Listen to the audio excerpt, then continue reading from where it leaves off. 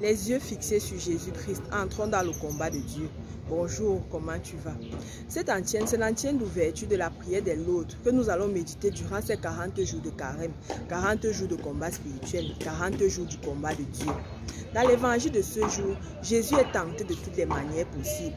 Il est tenté de mettre Dieu à l'épreuve. Seigneur, si c'est toi que je prie, change ma situation à l'instant T pour mettre la honte sur mes ennemis. Il est tenté par la luxure, les biens du monde, les richesses, l'argent, le pouvoir. Et il est tenté dans ses besoins, ses nécessités humaines, la nourriture, les habits, le travail, le mariage. Et face à la tentation, Jésus répond par la parole. Et Jean nous dit que la parole est Dieu, donc Jésus répond par Dieu. Si Jésus met Dieu devant la tentation, c'est pour nous montrer que le combat que nous aurons à mener, ce n'est pas nous qui allons le mener, mais c'est Dieu qui va le mener pour nous. Et nous serons derrière pour contempler encore l'immensité de son amour pour nous dans la passion et en devenir des témoins. Le combat spirituel que nous aurons à mener, ce n'est pas contre les chauves-souris qui dorment à côté de la maison ou contre le chat noir de la voisine qui a les yeux qui brillent, mais c'est le combat du bien sur le mal, du bien sur le péché, de la vie sur la mort. Et pour cela, nous devons prendre tous les moyens que l'Église met à notre disposition. Je dis bien les moyens, qui ne doivent pas devenir la finalité, mais des moyens pour atteindre notre but final, qui est la contemplation de l'amour du Père. On parle souvent des 3 P.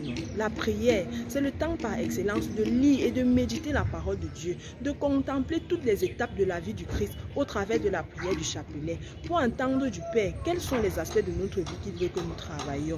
Et cela va nous mener à la pénitence. Je m'inflige des restrictions dans le but d'aimer mes frères. Je n'ai jamais le temps pour aller rendre visite à quelqu'un qui est malade, mais je passe au moins 10 heures par jour sur mon téléphone, sur les réseaux sociaux.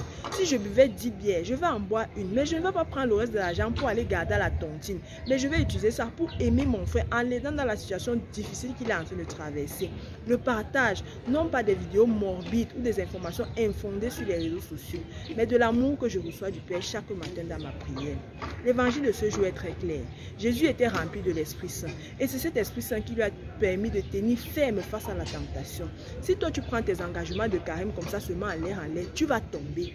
Et même si tu ne tombes pas, tu vas tenir seulement pour 40 jours. Et après, ça sera nul et sans effet sur le reste de ta vie, comme on dit souvent. Donc, prends le temps de t'asseoir avec le Père, de discuter avec lui, de le laisser entrer dans ton cœur, afin qu'il vienne t'inonder de son amour, pour commencer à te transformer de l'intérieur, pour que même si c'est un seul aspect de ta vie que tu travailles, que cela soit un véritable témoignage de l'amour du Père dans ta vie et dans la vie de tes frères durant ces 40 jours et pour tout le reste de ta vie. Très bonne méditation et bon carême à toi.